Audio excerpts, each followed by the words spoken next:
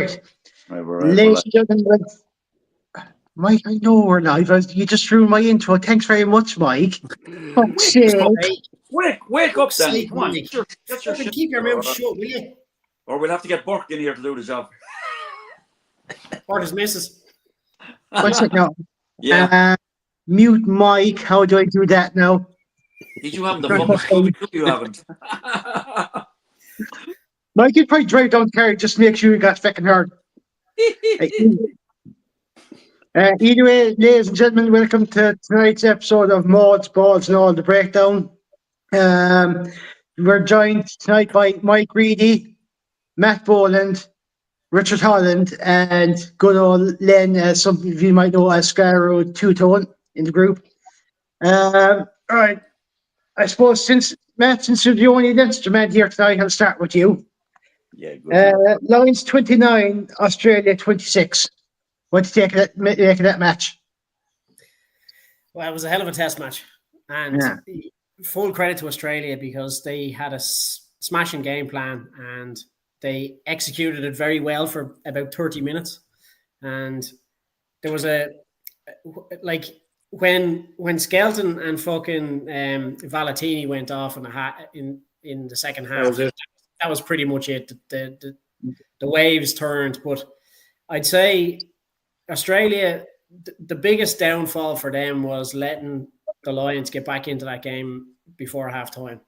Them two tries that we scored literally just turned that momentum and put the seed of doubt into Australia's minds when they went into the sheds, because when they came out after, you could see by them they were a different team. But look, if you look back the week previous, massive improvement. And it's a really good sign for Australia where they are in terms of their upward trajectory with Joe Schmidt. He's definitely bringing them along where they should be. I was gutted for them, to be honest. I really was, because they led for 79 minutes, and to lose in the 88th minute it is nothing short of fucking devastating for any team. But look, credit where credit's due. You know, I've credited Australia for coming out and doing a job and really putting it up to Australia, but credit has to go to the Lions as well for sticking in it. You know, they could have easily just dropped their heads when they were 18 points down, and I think it's a record. They've never come back from such a deficit before.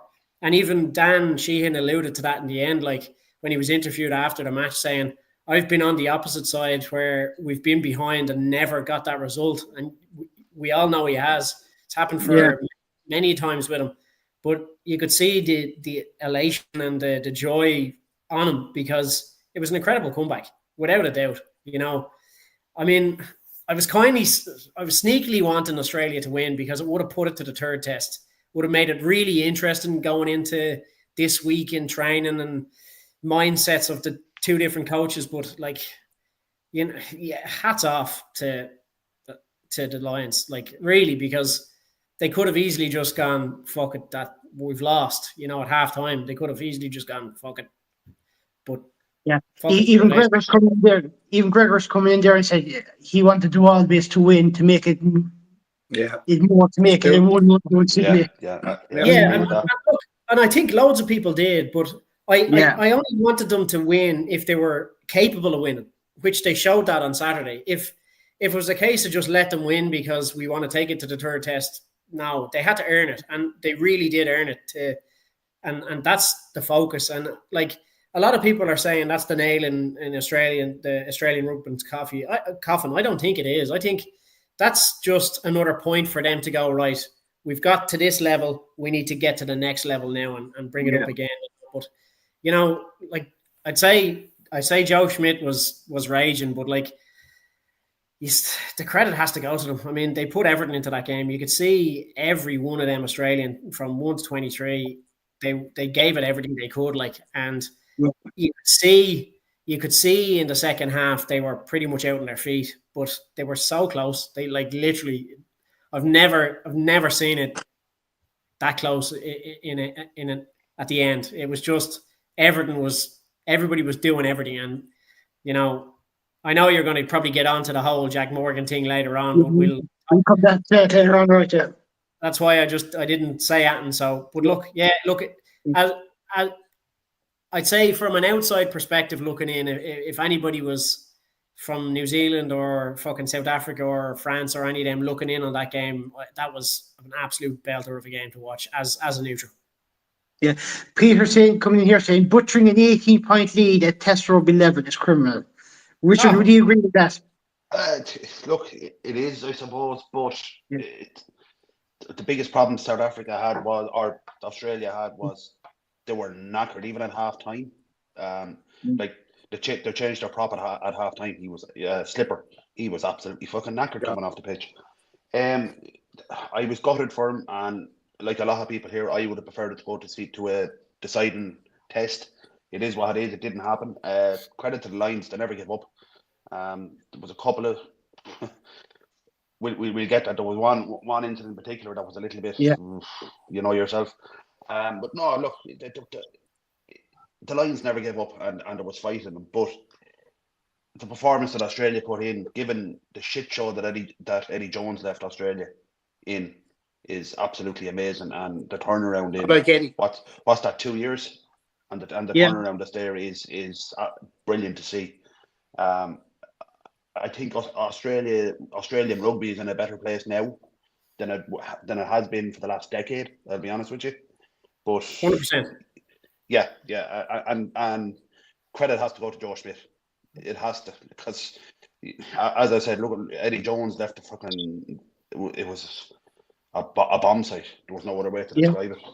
But yeah, look, great result. Great to see Furlong play well. I think he's back to his best. Quite a few other players there as well have really put their hands up for their own national sides, not even Ireland.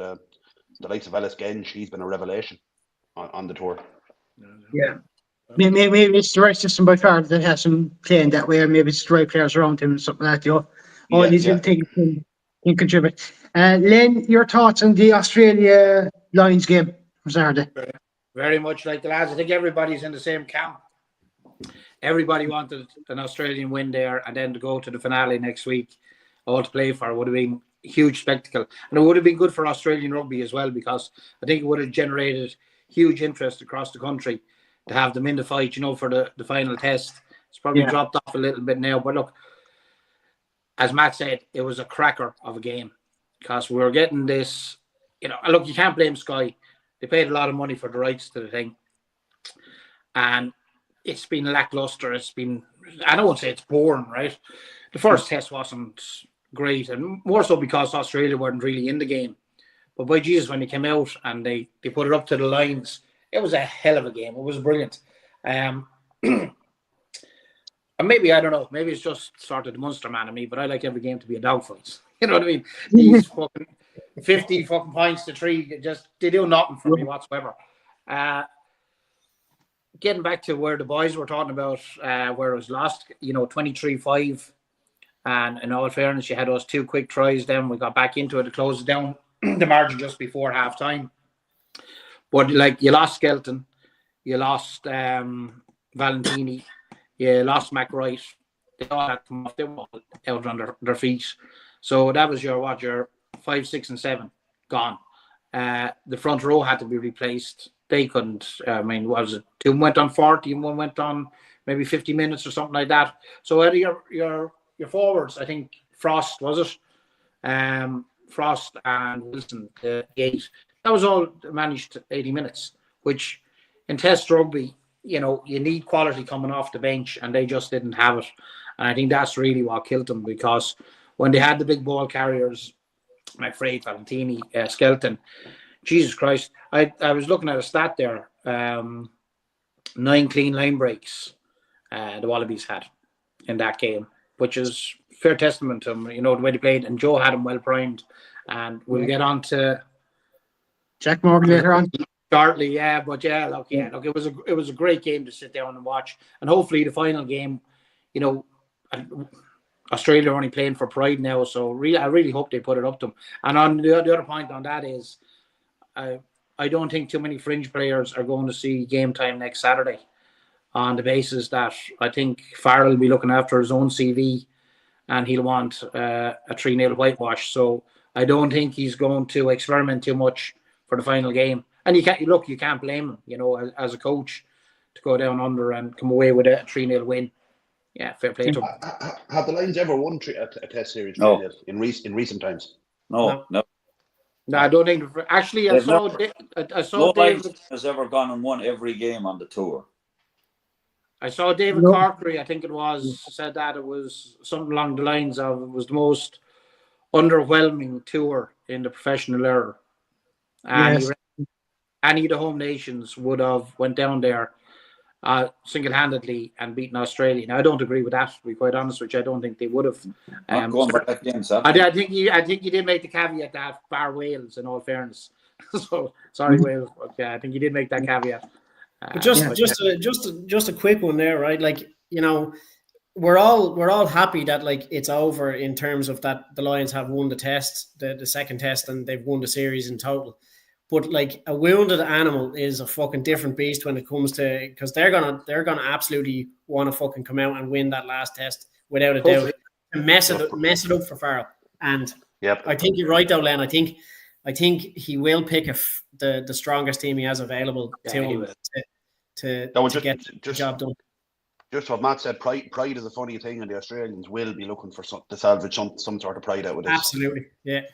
Yeah, the problem is, Rich, I don't think they have the personnel. They certainly don't have the bench, and I think that's what killed them on Saturday as well. You know, they just, they didn't have like for like. Once Skelton and the boys were gone, they struggled. Even if you look at like the fitness of Skelton and Valentini, they have another game under their belt gone. If they're playing again this weekend, they might go 60, 70 minutes, you know, where it could be. It could actually fucking make a massive difference for Australia, but. Anyway, get on to Mike there. I was like Peter coming in here saying Bernstein, Conan, Furlong, Genge, to name a few, have been immense. Johan in here, surely Clear surely has to start test 3. He does not weaken the team at all, which is actually a fair point. It's a very good point. Yeah. Now, Mike, also just when you mentioned the players and we were cutting the shit out before. But Russell has been fucking brilliant. Yeah. Credit where it's due. He has been fucking brilliant. It's the right system for him, I'd say. That's what it is. Yes. It's the right badge. I think Andy Farrell has a lot to take credit for because he's bringing the best out of all of them players, and even the likes of Genge and Russell and even Mitchell as the second string scrum half. He's gotten the best out of pretty much all of them. Even look at Finlay Bealham and how well he played all fucking tour. I mean, he was lucky not to be in the mix for a starting test as well. Do you know what I mean? So there was a lot of players that Andy Farrell has literally got the best out of them all, and they all should be fucking immensely proud of themselves. Because imagine, like, as Andy Farrell and his team sitting down to name the squad, you're picking like that, especially the back row. Like you've got like Curry and fucking Byrne and Conan, and then you're looking at the bench going fucking Josh Van Der. How are we dropping Josh? And how are we dropping fucking? You know, like it's a great position to be in, but like that was tough decisions as well. Like, sorry, Mike. Do you think Russell just needs to be managed though? You know what I mean? He's kind of a mercurial sort of player. I don't think he does anymore. No, I think he's mature. Well, do you think? You know, do you think it's down to the coach not taking any shit? Like he's a guy that flashes of brilliance and then can just switch off as if he's not bothered sometimes, you know. It has to be a personality thing because I think so. He doesn't seem to get on with Gregor Townsend whatsoever. So the fact that he's come into like an Andy Farrell side and all of a sudden he's playing fucking amazingly well and he hasn't really put a foot wrong. Let's face it. Whereas when he's playing for Gregor Townsend in Scotland, he blows hot and cold all the fucking time. The whole time, yeah. So the questions need to be answered then of the Scottish coaching fucking ticket as well. Like, no, before it comes to Michael never get talking. Now, before I come to Mike, Peter comes in here. He says, bite snips. In fairness, Russell is having a great tour so far, so hat tip to him. John Keogh in here as well saying Russell has spent a lot of time with Sexton. Maybe he has. Now, Mike, what are your thoughts on that Lions Australia game? Well, it's just echoing what the lads have said, really. Moving on then, Danny. It was it was a hat tip to hat tip to Joe Schmidt and his squad. All right, move on, Mike. Move on. Thanks, Mike. Come on, Mike. Work away, Mike. Work away. No, it looked as if after the first test that was going to be a fucking complete shit show, you know. But in fairness, like bringing Skelton and Valentini in made a massive difference. They make a massive difference less than any team. Those two guys, they're fucking awesome, and it's got Andy Farrell's fucking handprints all over that result because he doesn't fucking like losing and he doesn't know how to lose and he knows how to fucking how to win games and get his teams to go that yard further. I mean, he's done it with Ireland. Now we've only lost fucking 2 or 3 matches since he took over, like, you know, and it's incredible, really. But and fair play to Joe Schmidt as well, because like the lads said, you know, when he came in there and took over that team, they were absolute abomination. You know, they weren't even related to a rugby team. It's embarrassing watching, to be honest with you. Yeah. And he's turned that around in a short enough space of time, because he doesn't have the 4 nations to pick from to like, you know, for his squad of players. And like the boys have said as well, when he's bringing on his bench, he's bringing on players like that aren't probably quite good enough to make the first 15. Whereas Andy Farrell is bringing on seasoned fucking international, like, players who are top of their own nation, like, you know, as replacements. So it's a big difference. But the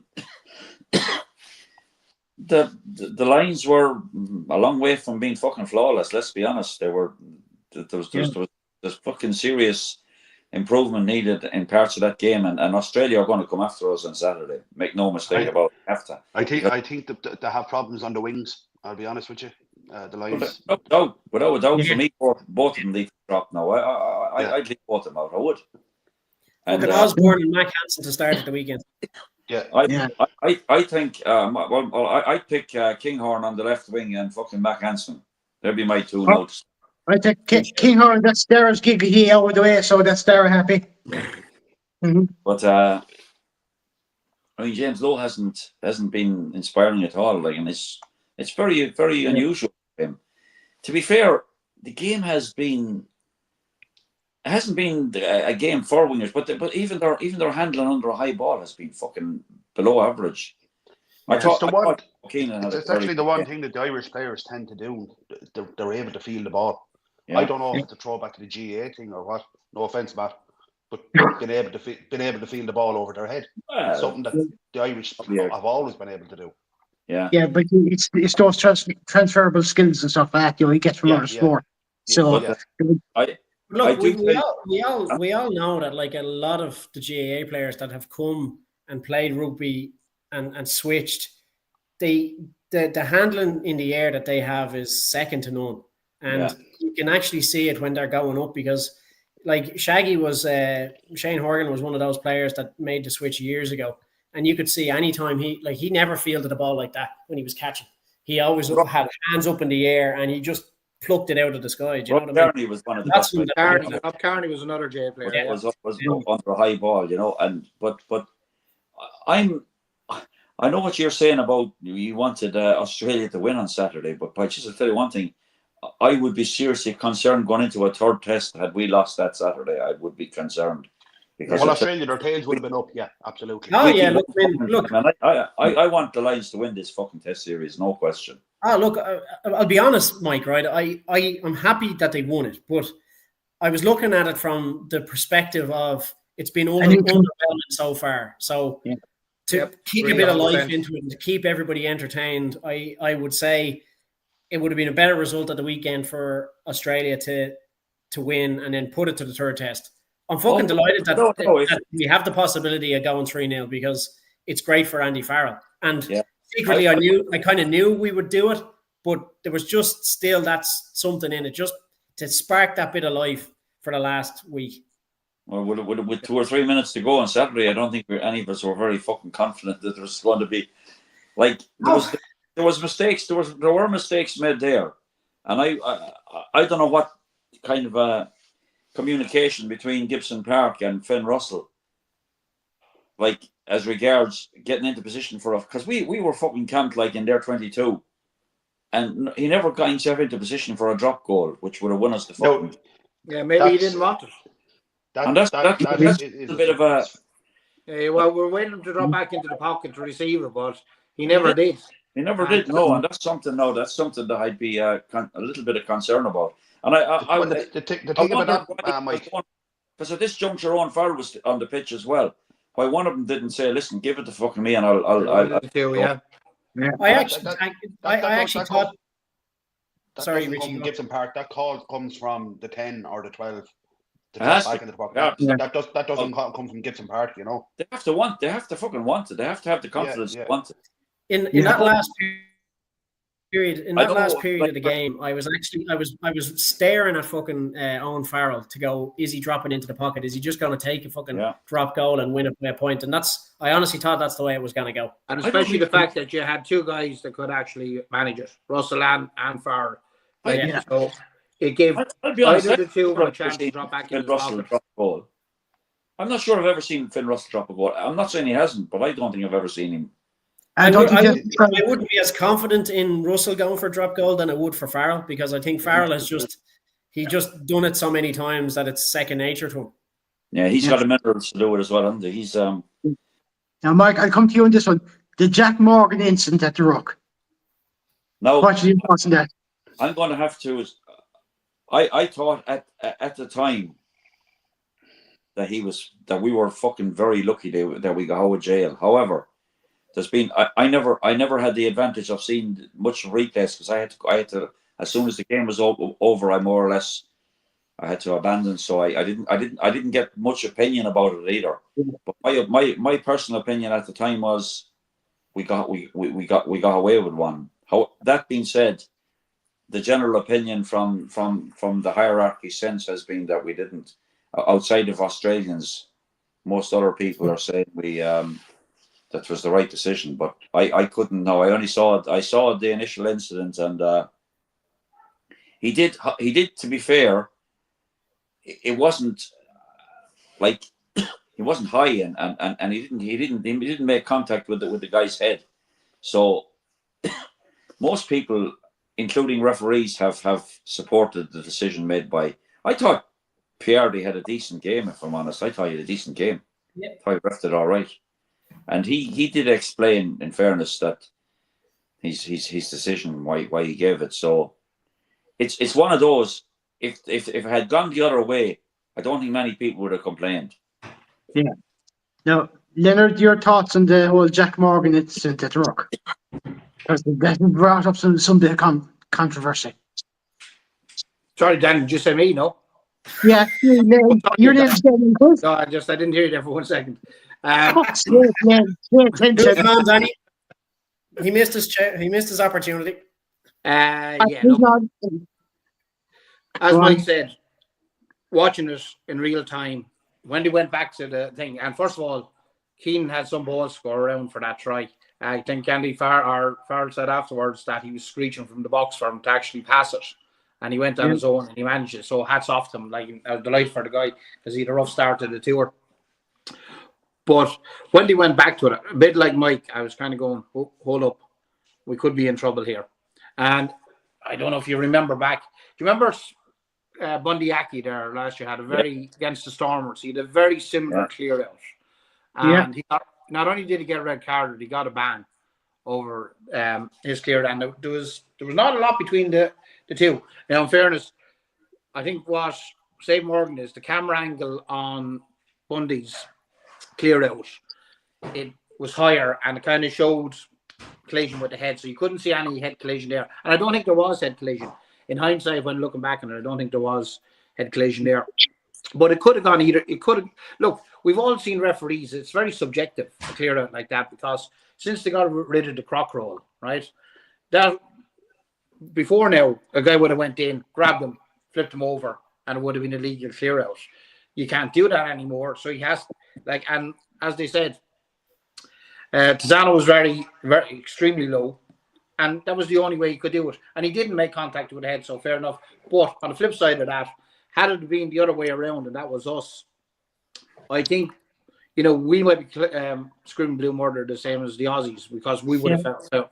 Like, you know, and then look, in fairness, there's no point in saying we wouldn't because the chances are we probably would. We'd be looking at it the exact same way as they are. But it comes back to the ruck. Like every ruck is a bit like twisters on steroids at the end of the day. Do you know what I mean? Plant your feet, wide base, you know, bend from the hips. You can't support your own body weight. And in the meantime, there's a 16 or 17 stone guy charging in at you. So it's a complicated state of affairs in any game, and like it can go wrong a million times. And I was just looking again about the referee's interpretation of things. Like they're not superhuman, and they had a team of did touch judges and PRD. So between them, they came to the conclusion that it was legal, and that was that. But like as I said, when it comes to interpretation, like I was just looking, there's guys on Twitter and social media and whatever, and they're going, no, 100% legal, and there's Australian guys going, no, 100% not. Again, as I said, it's subjective. You don't really know. It's down to the referee on the day. We've seen him given, we've seen him haven't. Like if you go to the laws, like there's an awful lot of experts out there. You know what I mean? And we're just watching this from an amateur point of view. Just 1 second, because I will forget. That's the way the memory's gone, Pat. But like, I was just looking out of curiosity, right?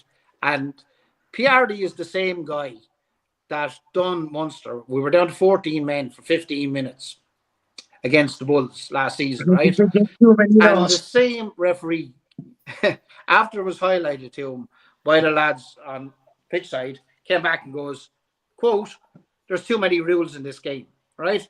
That was from Piardi, the same guy who was there on Saturday. And he, you know what? He's not actually wrong. I know there has to be. But if you look at on the laws, right? Take law 8 in rugby, right? Relating to scoring, right? Pretty simple as first paragraph, right? 5 points for the try, 3 for a drop goal and a penalty, 2 for a conversion, 7 for a penalty try. That's so simple. Hang on though. There is now a further 42 subdivisions in that one law just relating to scoring. Even such things as a ball being kicked over the post for a penalty and the wind blowing you back onto the field of play. I don't know. It like obviously the encounter at some stage had to amend the law. That was Leinster and Connacht. What happens if this happens? Well, put it in. That was down in Salt Hill, wasn't it? That was Do you know what? Actually, I have in the back of my mind, I said it had to happen down the sports ground with the Atlantic and piss and fucking rain, and somebody took conversion and blew back in. Like that was so. There is too many rules, and like they're only human. So yeah, look, we'll take their judgment as they're the guys in the know, and that's that. Now, Pearson here as before I come to you, Richard. Hold on, lads. If you're entering a rock, you've got to be hip high and head level. Tazzano had his head up his hole, so Morgan had nowhere to go but hit him that low. No foul play at all. Knew it at the time. The Wallabies obviously don't understand the laws of the game, which comes in nicely to the point you're making. Our resident referee and Peter Burke knows all the laws inside out, back to back, fucking upside down. Fuck off, Peter. He's an encyclopedia of knowledge. Great memory as well from the man. Can remember everything. Just now, Richard, Now, Richard's very good. Look, to me, it wasn't a red card. I'll be honest with you. He made a genuine attempt to get in low as he could go. And I'd seen somewhere on social media that Nigel Owens said, no, it wasn't a red card. It was a perfectly legitimate. There was nothing wrong with it. Yeah, but was it a penalty, Richard? No. It wasn't foul play at all? No. You have a right to hit the ruck. You know, it's your job as a defending player is to hit that ruck and hit it as hard as you can. Granted, you have to take the safety of players into account, but to me, I didn't think it was anything really. It was just, now the media are fucking plugging this because it gets them column space.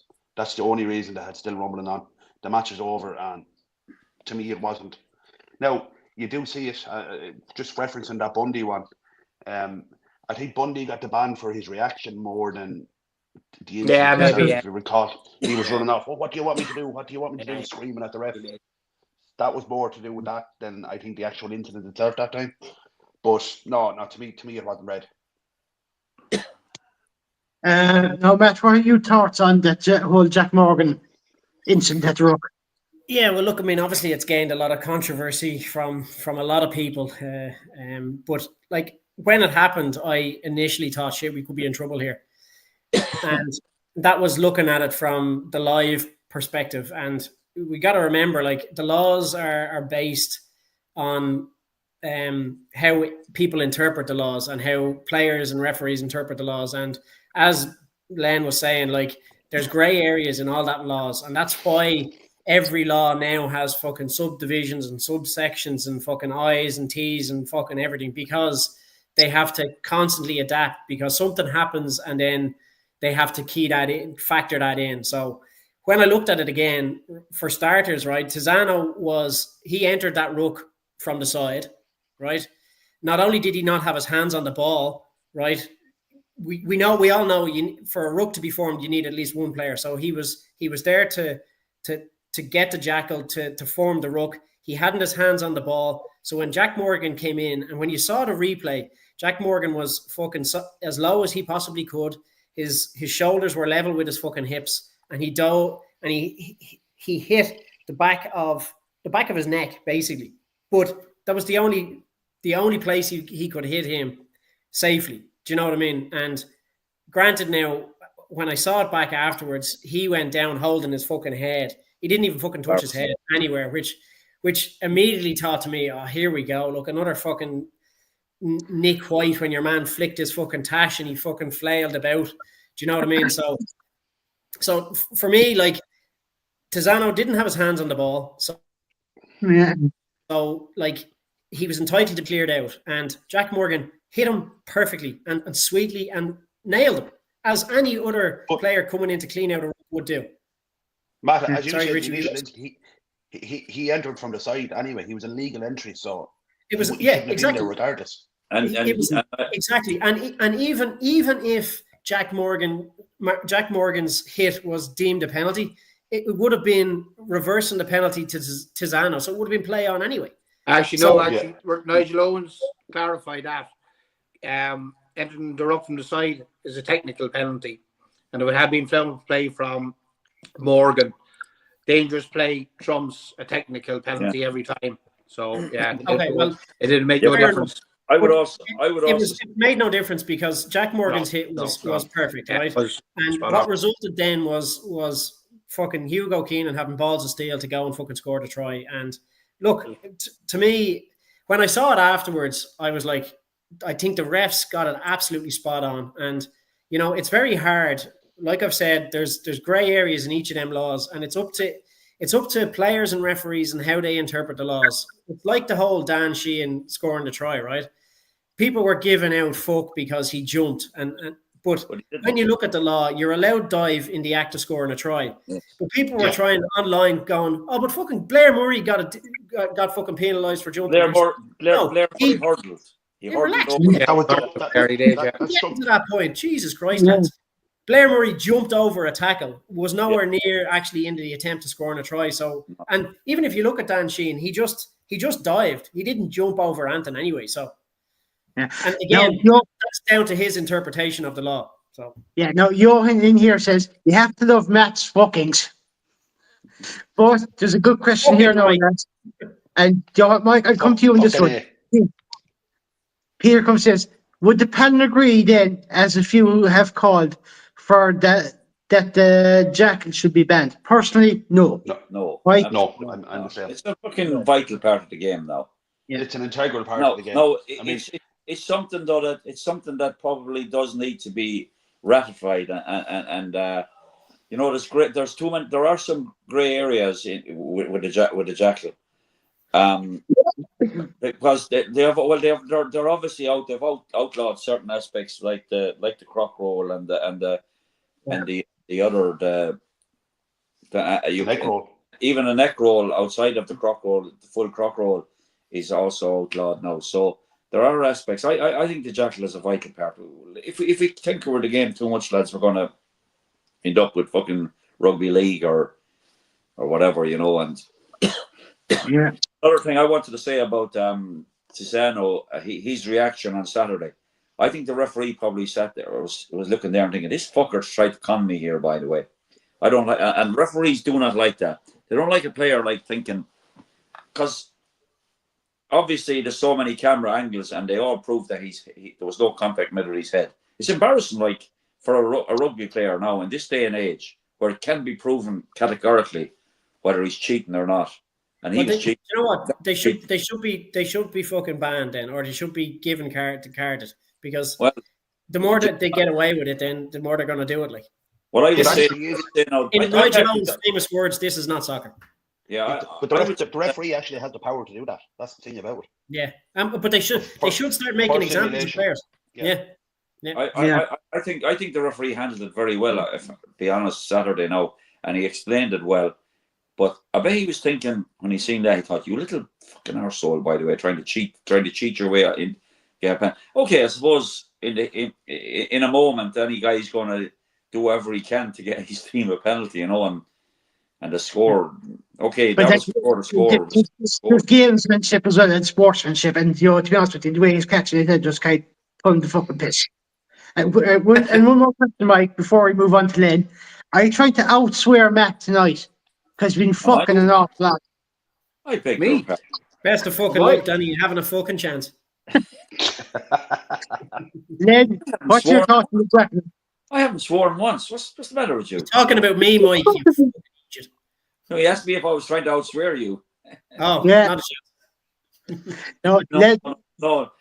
what's your thoughts on the bracket? Do you think this should be removed, or do you think it should be kept? Say again? I can't hear you over a fucking mic. Leonard, can you hear me? I can, but Mike won't shut the fuck up. Right, what are your thoughts on the jackal? Do you want it removed, or do you want it gone? Yeah, the jackal. Absolutely not. No, it stays in place. But like as said earlier, that the fact that the croc roll has gone, like we've now seen that it can lead to unintended consequences that can make some of these cleaned out of rucks slightly more dangerous, especially if like Tizana was. Look, that was another thing. His head, as our Peter said, was fucking below his arse. You know what I mean? He was very, very fucking low. So no, the jackal has to stay. As Mike said, it's an integral part of the game. Yeah, you know, Richard. Look, you get rid of the jackal, you may as well just bring in the 5 tackle rule and start playing rugby league. That's rugby league, exactly. That's what'll happen. Yeah. So no, to me, it has to stay. Matt. No, look, we've all said it. It's an integral part of the game now. Take that away, and they may as well be playing tip rugby. Yeah. Now, the next question I want to ask is: the series is over in terms of a competition, but how do you think this will play out in the third test? So, will Farrell bring in a few new faces? Will he give Joe Van der Fleer and let's say Ringrose their caps? Will he change things up a bit, or will he go for the whitewash? Matt, how do you think the third test will go? He's gonna go. He's gonna want to go and win this game and finish this series 3-0. But I think he will make some changes. If Ringrose is fit, he's either going to be on the bench or he's going to start. And he deserves that now after what he did on Saturday. Do you know what I mean? Because he ruled himself out. And Hugh Jones actually said after the game, he said, "I wasn't part of this squad, only for Gary Ringrose made himself unavailable," and he was commending him for that. So if Ringrose is fit, I think he should start. I think Jack Morgan played really well when he came on, and he definitely should retain his spot on the bench. And I honestly think Josh Van der Fleer is probably the one player that's been aggrieved this whole fucking tournament, because he hasn't had a proper sniff at a test game. And I think he should get a test start, because that back row is stacked. It's absolutely stacked, 100%. And you could take all 3 off and put the remaining 3. You could have Ben Earl, Josh Van der Fleer, and Henry Pollock in that back line, and it's still a blockbuster back row. Do you know what I mean? So it's like, I think he will make a few changes. I think James Lowe could be lucky if he retains his spot on the wing, and I think Mac Hansen has a very good shout if he's fit as well, because I know he he had a slight issue as well. So if he's fit, he could easily start on the other wing because again, Freeman wasn't really his best either. Same as Lowe, and you could easily have, as I don't know, was it Mike? You said Blair Kinghorn and Hansen then on the other wings, and we all know what both of them players can do on wings. I definitely think Hugo Keane will be starting again full back. But like absolutely, I think he's going to pick the best that's available to him. If Joe McCarthy, I hope Joe McCarthy's over his foot injury because he'd be brilliant again to see back on that third for the third test. Richard, before I come to you, just a quick comment here from Eric McConnell, another one from Peter after this. The only player who should be reprimanded is the Australian player who should have been given a red card for pretending to be hurt, or an Oscar, one of the two. Both. Yeah. Exactly what we said. Peter Bucking here says as well, Finlay, Ringrose and Josh to feature for the final test if no injury orders, either for a start or bench. Well, now that Peter said, I'm going to go to the bookies and bet against that because then that happened. Yeah. So chances are all that's gone. Richard, your thoughts on how the third test will pan out? Look, if they bring the likes of Hansen, McCarthy, Van der Fleer, all them players, they're not going to weaken the squad.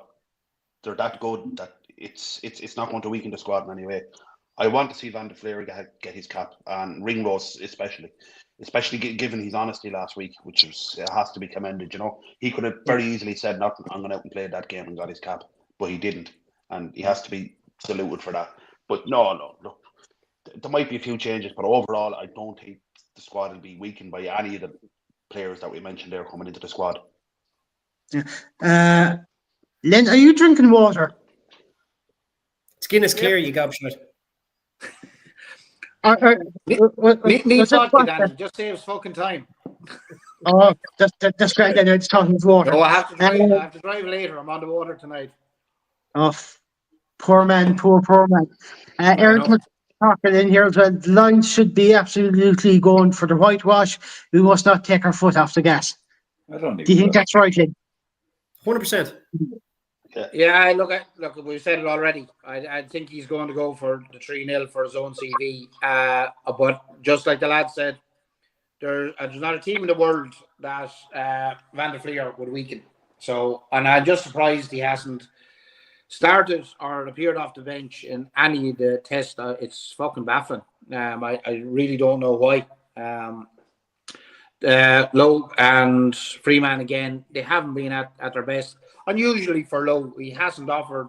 He had a couple of fend-offs there on Saturday that were pretty good, but no, he hasn't been top drawer. So yeah, both of those could be in trouble. Look, Hansen, you'd like to see Hansen, and as the lad said, Ringrose, in all fairness, for his honesty, to say he didn't feel great and he wasn't 100% of his concussion. The hand up, but most, I think, probably 99% of the lads would have kept their mouth shut and at least got 10 minutes on and then put their hand up and came off. And it's testament to him that he was 100% honest and just sat it out. So you'd like to see him, if not start, depending how he is, even 10 minutes off the bench, you'd like to see him get it. See, I just delete that fucking thing. See, I know we haven't really out, but well done, Danny, on yesterday. Best team won. Thanks very much, Bev. We'll be coming to that game once we finish up here with Mike's point. On we go to our game, we'll be reviewing the Kerry Donegal game then. He won't. Mike, you may do it after Matt storms out of the room, though. Oh yeah, sure. I'll just kick him out. Don't worry about it. We can talk about that then afterwards. It'll be fucking deleted out of the fucking Spotify anyway. That's for sure. And also, I'll write on the caption, "Danny is a bollocks." Well, no fact, and no one will disagree with you, Mike. How do you think this third test will go now, Saturday? I think he possibly will make changes. By the way, and there's like the lads have said, I actually think Van der Fleer should start because while Valentini and Skelton were on the fucking pitch on Saturday, we didn't defend very well. We didn't defend very well. They fucking You're right, Mike. that Valentini gained like something like 27 yards of, and he had 8 carries in the first half. Yeah. No, he fucking carried and he carried and he carried, and he wasn't brought down. Josh van der Fleer is one of the best tacklers in the game for any team, and he plays for me. He starts for me. Ringrose again is one of the best fucking defending centers the game has got. So Yeah. I go with Josh van der Fleer and Gary Ringrose, and Chesham had a below average game, by the way, in the Boiler House on Saturday for me. James Ryan improved the stats when he came on. Now, which I wouldn't have. I'm not going to lie. I was a bit shocked that he was in the fucking 23. If I'm honest, I actually thought the Cummins. I thought Cummins, like going on the game, the midweek game last week. I thought James Ryan had. I was pretty fucking surprised that he was picked in the 23. But obviously Andy Farrell has seen these guys in training every day as well. So these teams aren't picked based on just like how they play in one particular game. They're based on every training session and everything they do, like thereof. Yeah. But I would say he'll change. He'll make some changes. Now, he told you got nines, like 9 fucking points or whatever the fuck they give for judging the players after a game. The ratings, yeah. I must have watched something different, lads, because he was getting no 9 for me. We all did. 9 for me. No, he was okay. He didn't do anything major wrong.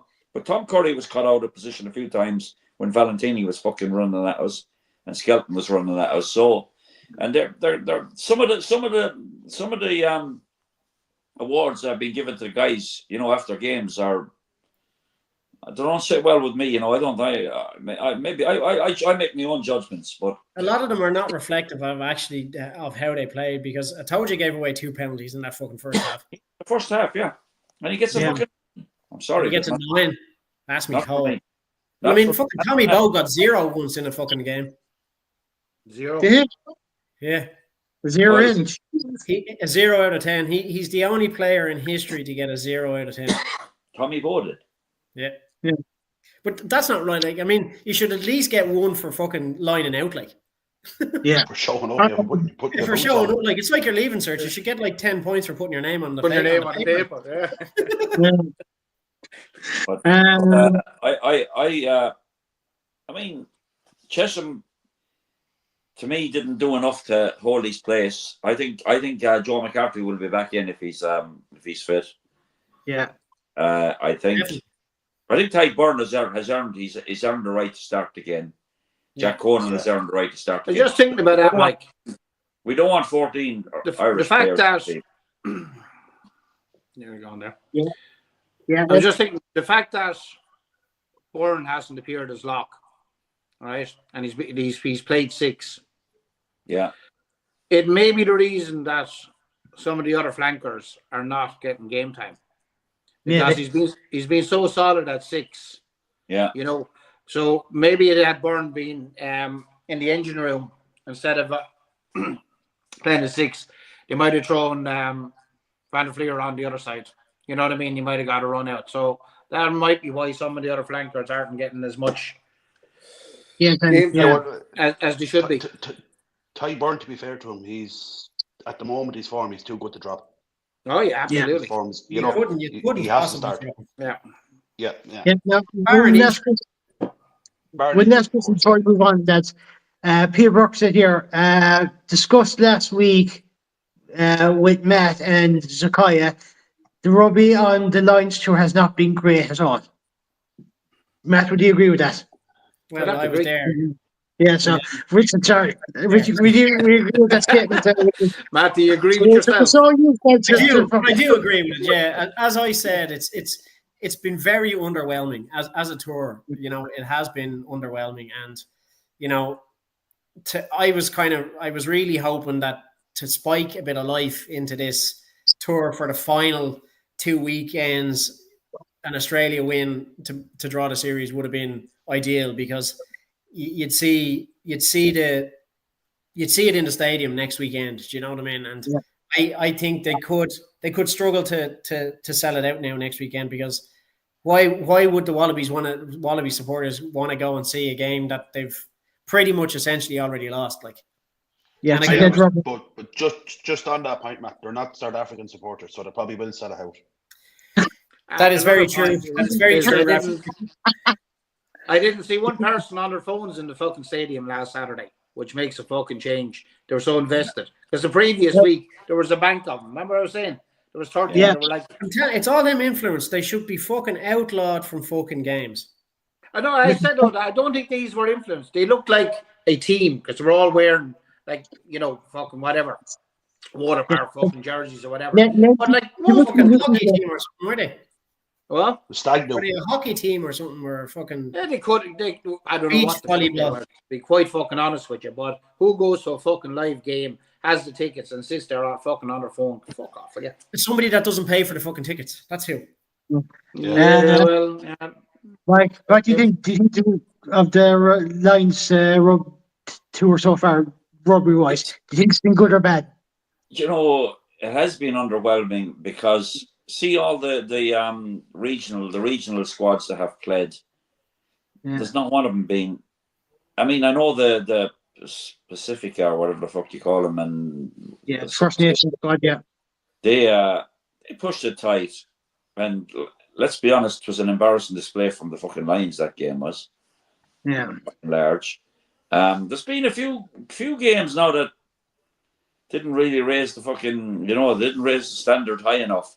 And let's be honest, if that Lions team had gone out to play in South Africa or New Zealand, there could have been a lot of fucking different results, even in the regional games, because that, like, some of the games were scraped over the fucking line, and it's a bit like, it's almost embarrassing to be in that situation, because all these guys are seasoned internationals. There's no fucking, I mean, some of the guys they're playing against have never fucking played international rugby. A lot of them haven't. Like, the club sides and whatever. yeah. So, like, we should be fucking smashing them off the park, and we didn't. And maybe it's best that we didn't, because if we had, the fucking, there would be nobody at the test matches. I'd say, for the sanctity of rugby, we could almost do with a fucking Australian win this coming weekend, being honest. Because Australian rugby is fucking, no, they pushed us hard at the weekend. If we get a decent game and it's a close game, fair enough. I'll take. But for the game of rugby and for Australian rugby, perhaps we need Australia to fucking really rise to the occasion. But they will rise to the occasion, lads. Because I agree with what Matt said. I think Valentini and Skelton will both play. They could even both play the 80 minutes. Who knows if they're fit enough on Saturday? But they certainly should play them a little bit more than they did. And if they do, it could be a different result, because they did pushed us all the way there. Yeah, right. One question there, and I'm not sure if this is right, or if I know this right or not.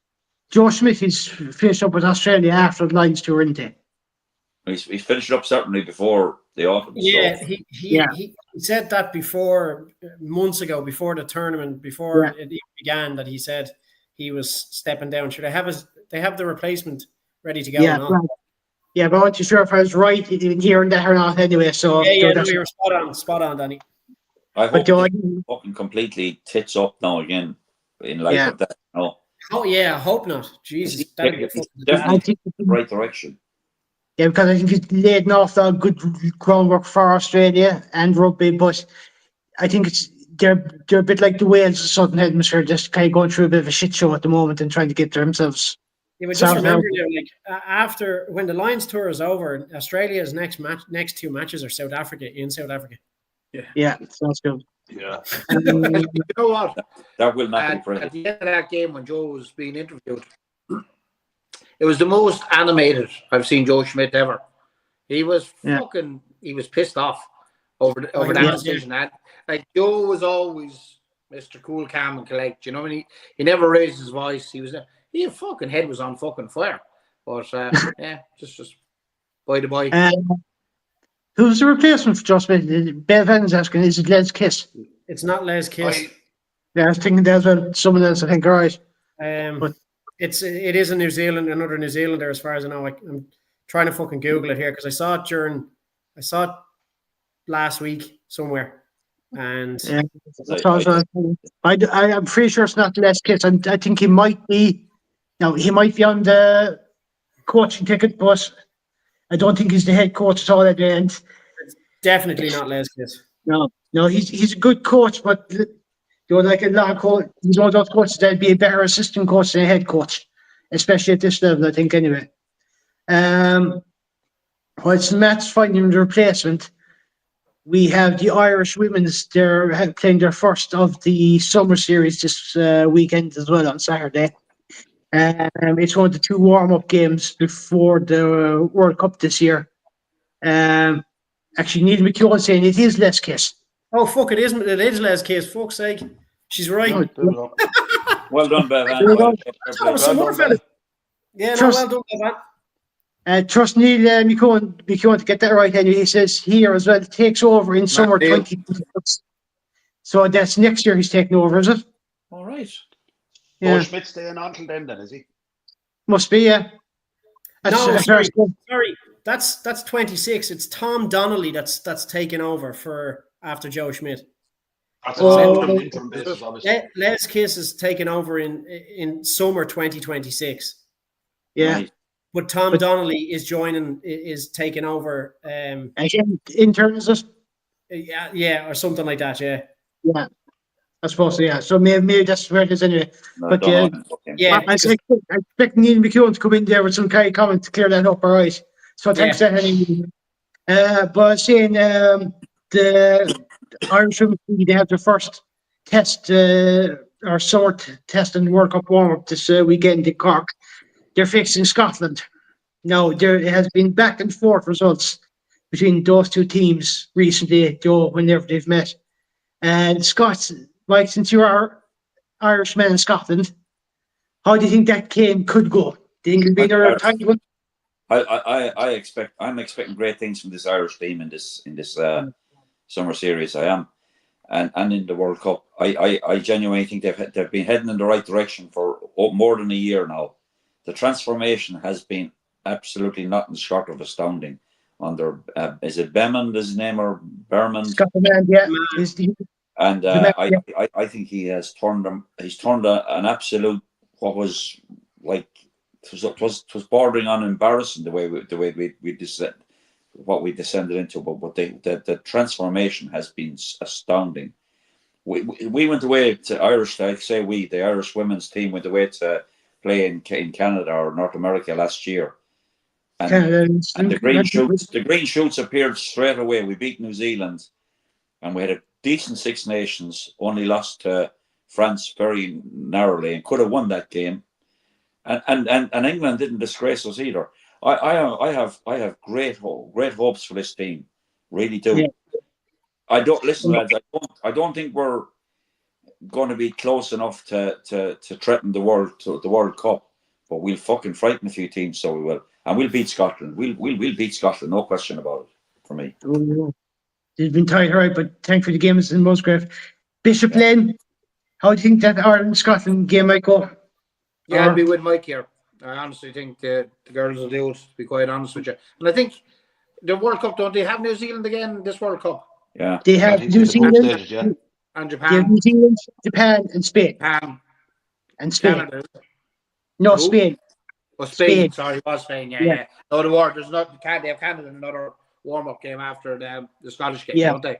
Yeah, Canada, right. Funny enough, we lost to Canada in the week after we beat New Zealand. I remember that actually. Yeah. And honestly, Danny, we were unlucky to lose that game. I watched that game, by the way, and I thought we had we made some really stupid mistakes, especially in the line-out in that game, and it cost us. Yeah, Mike Sheedy coming in saying the Irish women team to win. Richard, how do you think that Ireland-Scotland game will go? I'm actually expecting a tight first half in that game, and I think that Ireland will kick on in the second half, I'll probably win it by 10 points. Very specific. Yeah. Yeah. Matt, how do you think that Ireland-Scotland game will go? Yeah, look, I mean, we know how Ireland have progressed in the last couple of years. I mean, they were disgraced by England a few years ago, and like it was that was actually record record success. yeah, and it was a record loss, and it was in nil as well, wasn't it? So, Yeah. and if you look at their results this season, they weren't, as Mike said, they weren't disgraced by England at all, and they should have beaten France. So, I'll have no problem with them doing Scotland in that game, and I'm telling you, as Mike said, they'll fucking frighten a few fucking teams in that World Cup 100%. And let's hope they do really well and get to maybe a semi-final. That would be an absolute smashing result for them if they could do that. You see, the problem is it depends on where we finish in our group. Realistically, we'll probably finish maybe second since we have New Zealand at that group. But if France win their group, we'd be beating them in the quarterfinal. So yeah, well, we have a chance against France, by the way. We do, absolutely. Oh, we absolutely we do, yeah.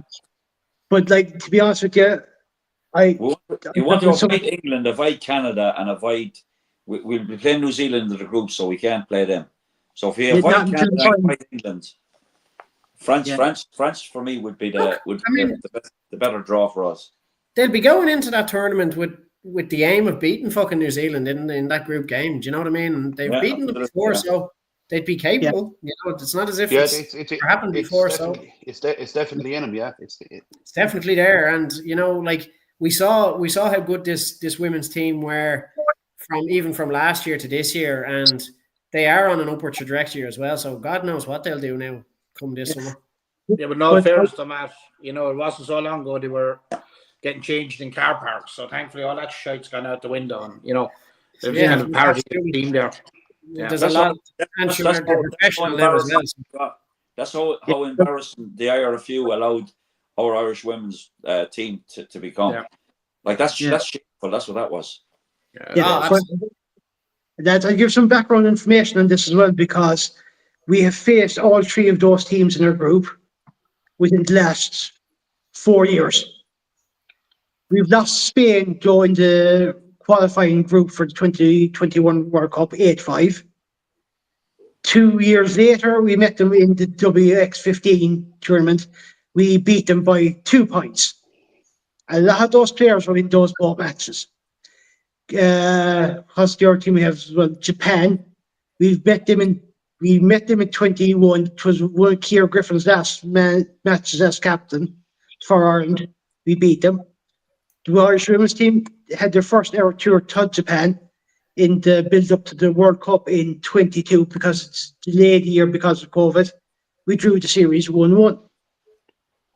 New Zealand is the only team we've played once in that same period of time, and we've beat them. But we are currently leading New Zealand overall. We've met them 3 times since 2014. We've beaten them twice in those matches. So there is an awful lot of current history there between those 3 teams in that group. And it could end up being an awful cracker of a group where results could really swing an awful way, considering how it is at the moment. I'm calling it now that we're beating Japan and we're beating Spain. Now, New Zealand is a different kettle of fish. Make no mistake about it. Come World Cup time, they're a different kettle of fish in any fucking sport.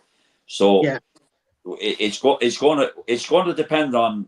I don't know when we played them. Did we play them like who? They're our last game in the group.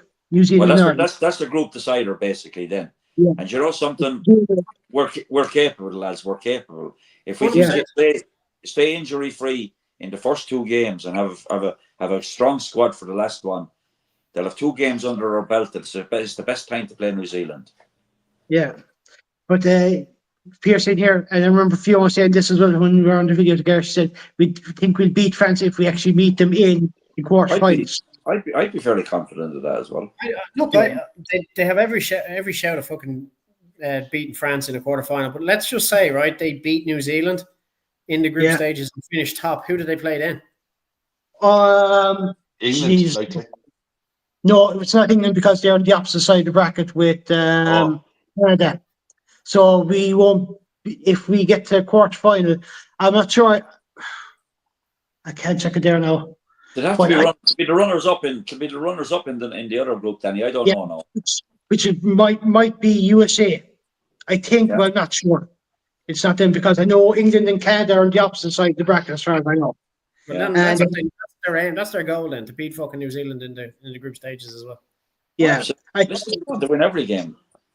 Because Yeah. Dan is not. He's not. He's already said we're not going any. We're not in this to make up fucking numbers. By the way, we're in this to win every game we play. And I was really impressed with him last year in the Six Nations. And that's what he said after the France game, and he said we want to fucking. We're not here to make up numbers. We don't want to be fucking credible losers. That doesn't interest the way why he, and that's what you want to be hearing. You want fucking someone that's got to stand up and make them play the best they can play. And if they do, they have a chance. It's as simple as that.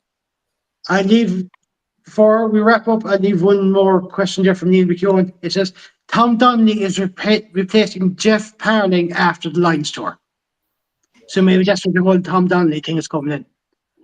So that means Schmidt. That obviously means that Schmidt is staying on then till 26. yeah, but it must be then right. So maybe they couldn't find some other replacements between that time period. Yeah. But then again, I suppose the tri-nations starting fairly quick now, so that's usually in August, isn't it? September that way. It's a couple of weeks after the tour, so maybe he has changed because his original, when he said originally he was stepping down after the Lions tour. Yeah, I heard that as well. Yeah, I do remember that. Yeah. So unless things have changed, I wouldn't confirm or deny that. No, I don't really know. Unless, of course, Les Kiss wasn't available to take over to summer 26, then Schmidt has said, look, I'll stay on. There could be a contractual thing there with Kiss as well. Yeah, absolutely. So I must actually deep dig her and get some more information on it and see what the story is. To be honest with you, that gives this Kiss what? A year to kind of get Australia on track before they host the World Cup as well, isn't it? Yeah. So it's kind of an actual time for him to be coming in, but the way it goes. Lads, we're at an hour and 7 minutes, just gone it. So Mike Reedy, Matt Boland, Richard, Len, I'll say good night to you. Thanks for the show and to all the people that commented. If I didn't get to your comments, I'm sorry, but thanks for all your comments coming in as well, lads. Yeah, thanks everybody. Lads, Take care. Good luck, lads. Good luck. Yeah. Okay, guys.